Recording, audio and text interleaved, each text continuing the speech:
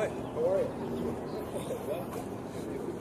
Expression and the ability to maybe speak out in chat. Okay, let's go. Go for it.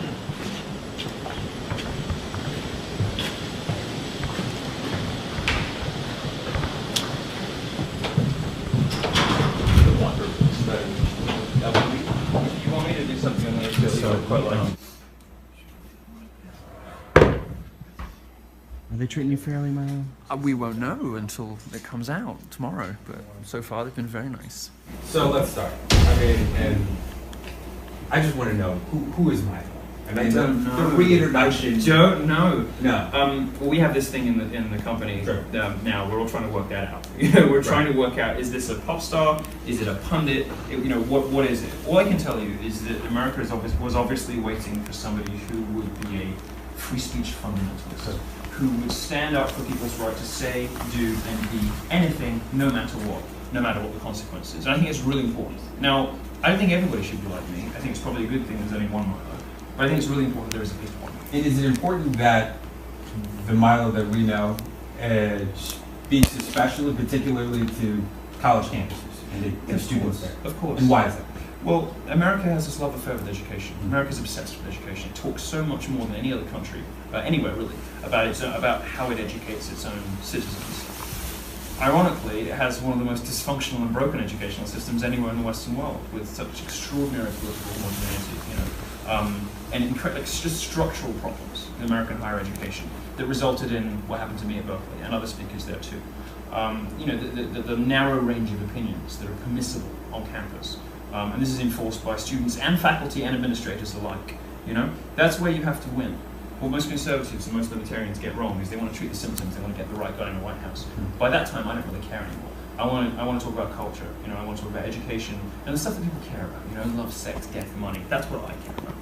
That's what I'm going to talk about. And university is the best place to do that. And what happened to you in Berkeley? Let's talk about that incident. I showed up. Just watching the video, it's crazy. It's pandemonic. There's like this mobile power unit with my name on it, with a line through it, burning. And one part of me, the sort of the melodramatic, theatrical part of me is thinking, this is fantastic. The other part of me is thinking, what happened? What went so wrong in the land of the free, the home of the brave, the home of the First Amendment, where a gay Brit who cracks fat jokes and doesn't like feminism is the catalyst for political violence on a college campus. But it's not just that you don't like feminism and you don't like social justice. Because I mean about them, because I crack jokes about them. I mean about them, and that justifies pepper spraying people in the face and beating people up. No, this is political violence in response to ideas, and it's unacceptable. And it is well understood by all reasonable people that is not acceptable. And it happens exclusively in one direction. It is the left on right. And it happens with me, it happened with Dan Coulter. David Horowitz didn't even try to show up because he just didn't want to get involved in that drama. I don't blame him. It's exclusively in one direction, and it is unacceptable. And it is, aside from anything else, not the basis on which a higher education institution can function. And it is in violation of the First Amendment commitments of those higher education institutions. And it wouldn't matter. This is a really important thing that nobody ever understands, because they get caught up in these irrelevant, stupid discussions about hate speech as though there was such a thing. But it doesn't matter. It wouldn't matter if I were the most hateful, ugly, terrible, abusive, dreadful, person in the world. If I had the most deplorable opinions. If I actually was what the press called me, it wouldn't matter. Because these colleges are public institutions that take taxpayers' money, and they have an obligation to provide a platform for people who want to speak where there is student demand. And when 500 students are saying, we want to hear Milo Yiannopoulos, the university ought to have no choice but to host me, and to host me safely, and to ensure not just my safety, but the safety of everyone who wants to come to listen to me. Not all of whom, by the way, agree with me, but some of whom just want to come listen. I want to dial in on a few of your arguments for this, particularly looking at, let's just take the basic one, safety, right? So your rhetoric is inflammatory. I think you would agree with that. I crack jokes, if that's what you mean. You crack jokes, but a lot of times they're directed at people. A lot of times they're directed at groups of people. Like say, feminists would consider themselves a group. You attack them. Yes. So, I very pointedly and with humor and fact, logic, and reason object to an ideology that I think is destructive to women. Sure. And I use very theatrical, intention-grabbing language to do so. Fair enough. But does the university, do they see an incident where a person is coming to campus with this sort of rhetoric, and knowing the student base at a university, let's say like Berkeley, which is obviously a traditional liberal arts college, they might expect conflict? Are they right to say that because of the safety of the students and the vibe on campus, essentially, that that Milo shouldn't be there?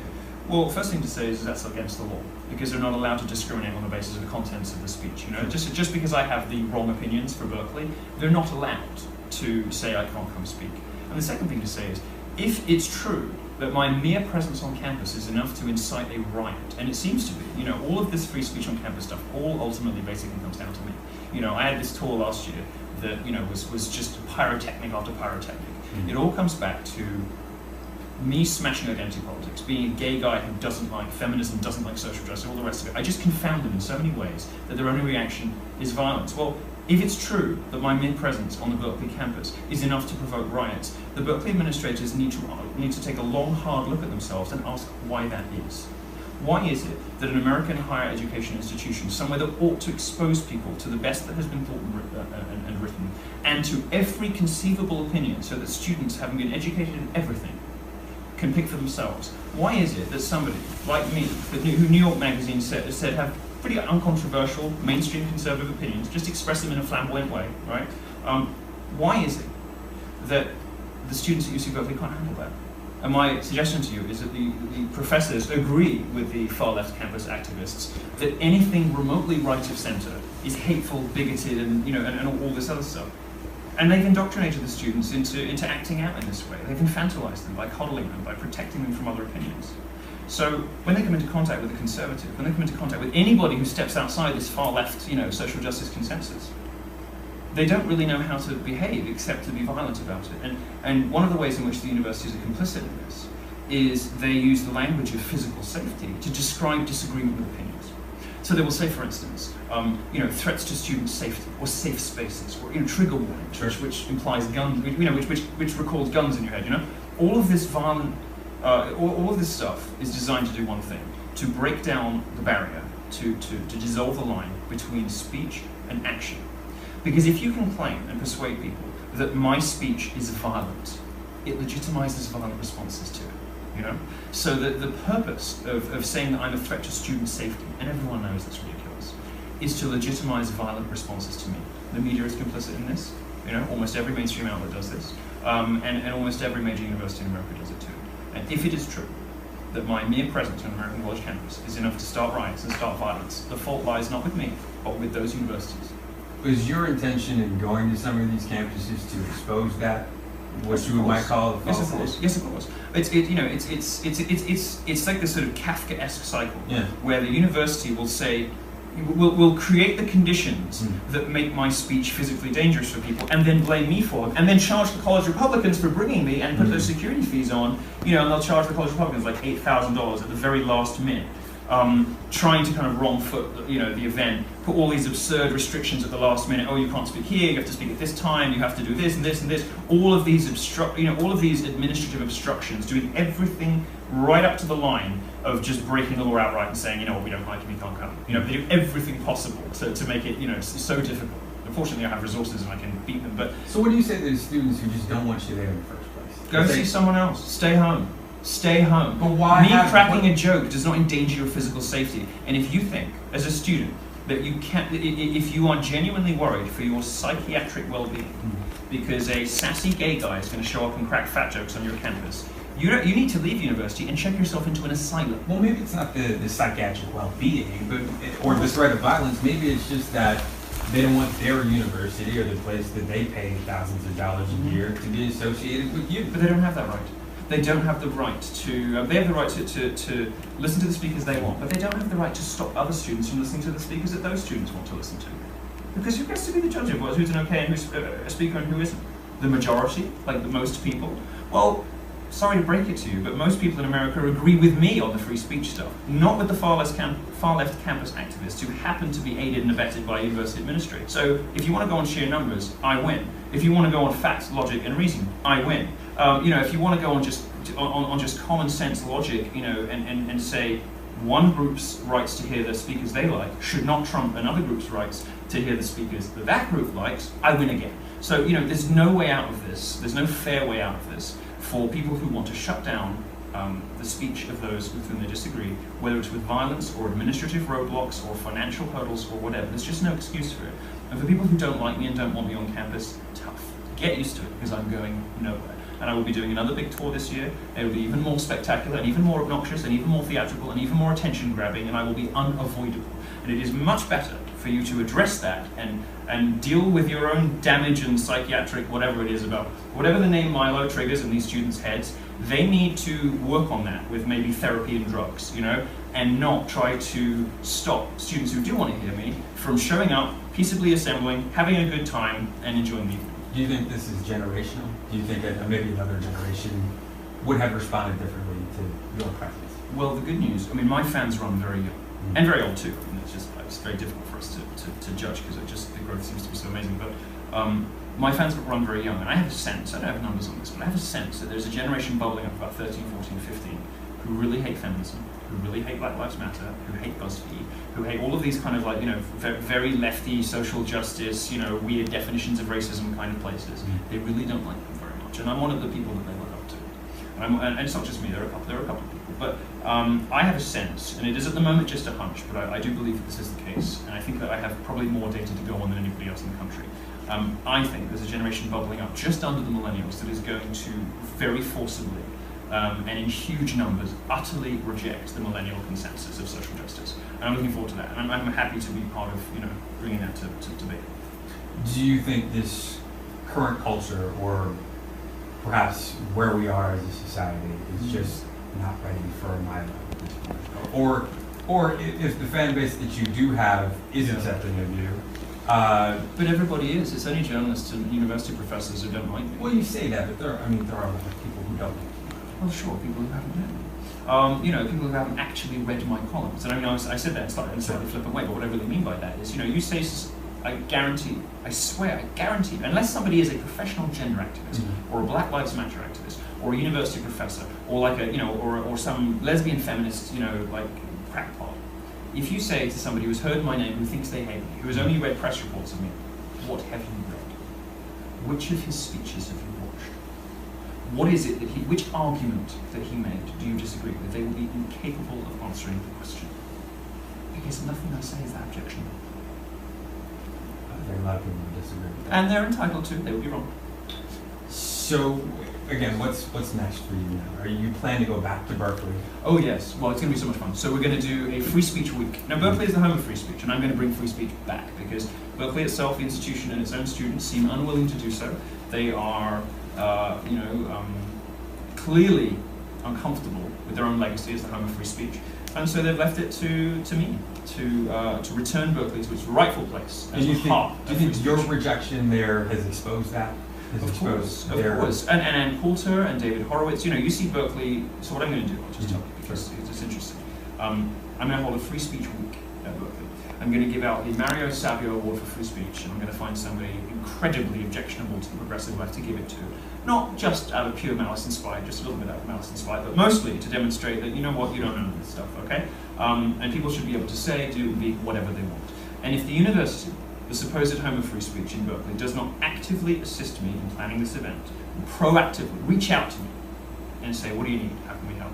I will extend it to a month. I will create a tent city on Sproul Plaza. I will set up a mic. I will bring in 50 Navy SEALs to protect me and the speakers and our audience, and I will make sure that UC Berkeley becomes the home of conservative and libertarian thought. Not because I agree with everything that every Republican says. Obviously I don't. Not because I'm a libertarian. I'm not, you know, in some respects yes, in some respects no. But because I recognize that it's conservatives and libertarians who are on the front lines of the free speech wars. And in my free speech week or free speech month, if a radical feminist who hates me wants 20 minutes with the mic, she'll get it. Because that's what free speech is. I don't care whether people love me or hate me. I will give everyone equal time and an equal platform in the plaza at Berkeley during Free Speech Week, or as most likely a month, because the university is not going to play ball.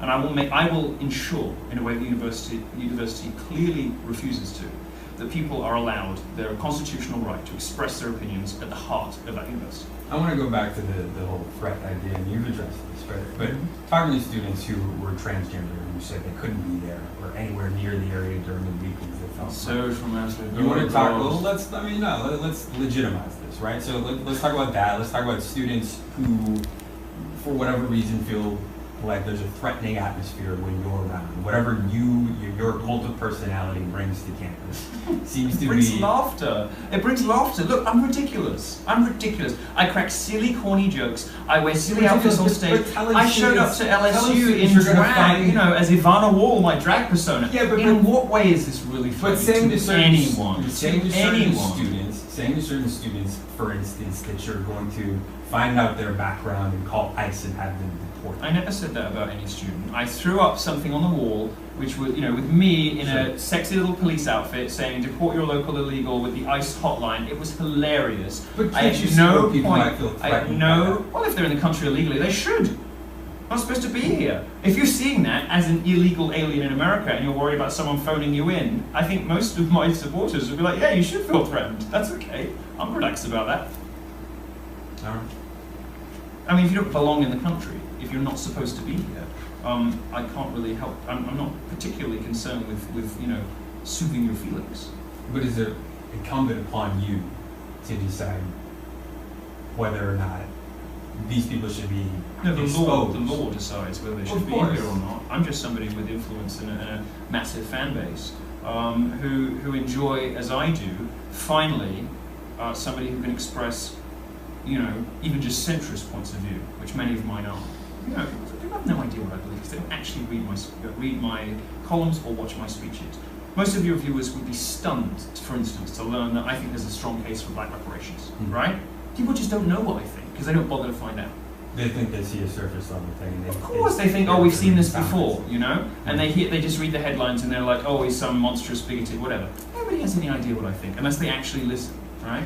And when people actually listen, I think two things. One, they discover that almost everything I say is perfectly reasonable, and if they don't agree with it, it's at least not hateful and monstrous.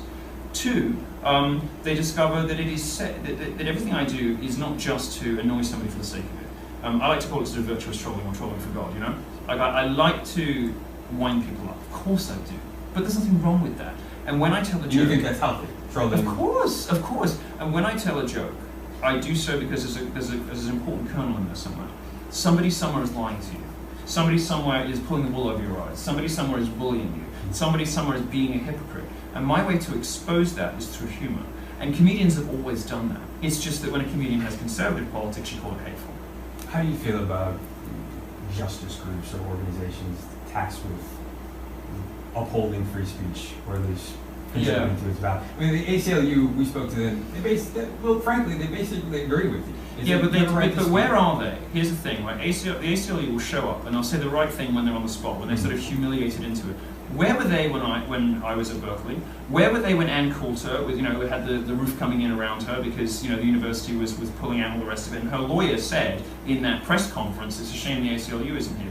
Every time it actually matters, they're nowhere to be found. Because for the last couple of decades, the ACLU has been drifting steadily leftwards. And now kind of sort of agrees with some of the people who say that there should be limits on free speech that are not provided for in the Constitution or even in common sense, The ACLU is not the, robust, non-partisan defender of free speech that it used to be. Because if it were, it would have come out strongly and firmly and unequivocally against political violence staged at Berkeley against me and Coulter and the threat of it against David Horowitz. They didn't do so. They've been absent, and to my mind, that makes them completely unfit for purpose. How would you rate the discourse right now with incidents like the Betsy DeVos turning their backs and shouting her down? I think it's wonderful. You think it's wonderful? I think it's wonderful because it exposes the hypocrisy of the left. Conservatives have been saying for a while, and it's kind of felt a bit ridiculous when conservatives play the victim. It's like, well, don't you run everything? Like, aren't conservatives and Republicans the ones with all the money and the power? Well, they were until recently. But in the last couple of decades, that's been changing. And I think it's now fairly well understood and fairly well accepted that Hollywood and the media are, pretty strongly left-leaning. So you feel like the conservative, or at least your brand of it, is sort of the punk, Yeah, I do. I think conservative is the new counterculture. A particular kind of nationalist, populist, fun-loving, trolly, Trumpian conservatism is the new counterculture. It's fun-loving except for the kid that has an idea that you know, blacks shouldn't have the rights that they have, or the white nationalists. I don't know anyone who believes that. Maybe you don't personally. Well, but I would know that. Like, you know, this equation, this attempt to associate millions of Americans, and this is what Hillary did. And this is one of the reasons she lost with the basket of deplorables. You know, this is where you're wandering into, and I want to save you from. You know, trying to associate the respectable, reasonable, mainstream opinions of millions of American conservatives, just because you don't know who they are and you've never met them and you don't understand them, that's your problem, not theirs, right? Trying to associate that with white nationalists who hate me and I hate them.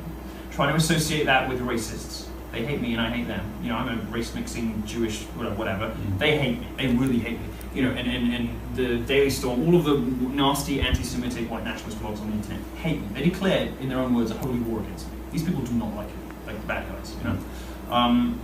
Trying to associate the opinions of ordinary, decent, you know, working Americans with hateful bigots, of which there really aren't that many left anymore. Yeah, fine, there are some, you know, they have the occasional rally of 300 people show up, who cares, you know? They're an anachronism, they're an irrelevance. Trying to suggest that it's that drove Donald Trump to power is ludicrous, and it's why the left is losing. It's why people hate the media, it's why people voted in Donald Trump. Because ordinary, decent people with mainstream, respectable opinions, like mine, are constantly called racist and constantly called sexist, and we're not. Do you think when this next generation come, you know, they're in college campuses, that this discourse will change, and then yeah, I think they're going to demand it. This is the good thing about being conservative. You always get proven right in the end. You know, the American college system is a marketplace. It's capitalistic, which means that ultimately market pressures are going to prevail. And when parents start pulling their kids out of schools, and kids start objecting in large enough numbers, universities will have no option but to change. And you'll note what happened in Missouri after they pandered to race baiters, to hoaxes, you know, and every single one of these hate crimes turns out to be a hoax, you know, all of them. When they pandered to race baiters, Missouri is now like facing closure. I mean, they're having to close multiple dorms. You know, the admission, the enrollment is evaporated. Alumni are stopping. You know, they're losing tens of millions of dollars in donations. Why? Not because America's full of racists, but because nobody likes the race baiters. Nobody likes these guys who are sitting around trying to divide people, trying to drive them apart, and trying to control what you can say and how you can say it. And well, it seems its own form of control in a certain way. No? What do you mean? I mean, to have on campus, you see these messages, you see these nooses that hang things. Yeah, but it's always the black students that hang them up.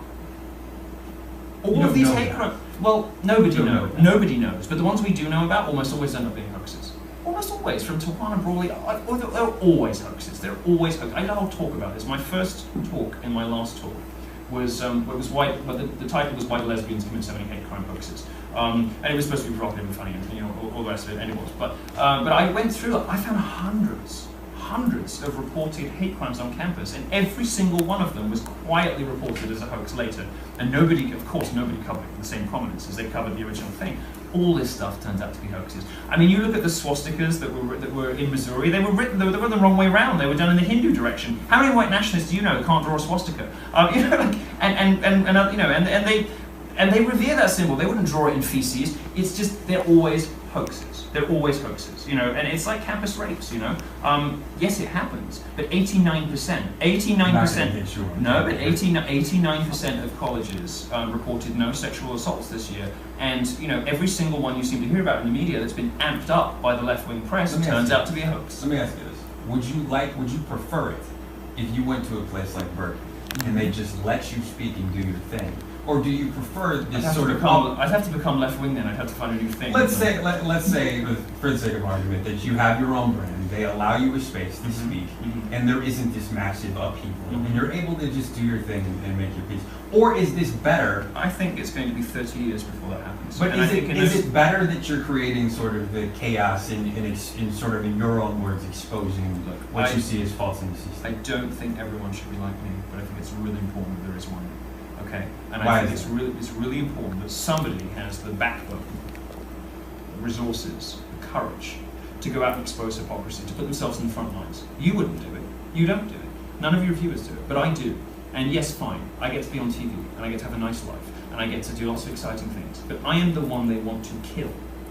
I'm the one that, you know, inside the building, when they are throwing, you know, firebombs and smashing in the windows, I'm the one that if I didn't pay, my life is so expensive, if I'm the one that if I didn't pay for between 4 and 8 Navy SEALs with me at all times when I do public events, you know? And they were to storm the building like they did in Berkeley, I would be killed. Nobody else puts themselves out like that. And I do it not for Republicans, I do it for everyone. I do it for free speech, because what I've recognized is that the threats to free speech now are coming from the left.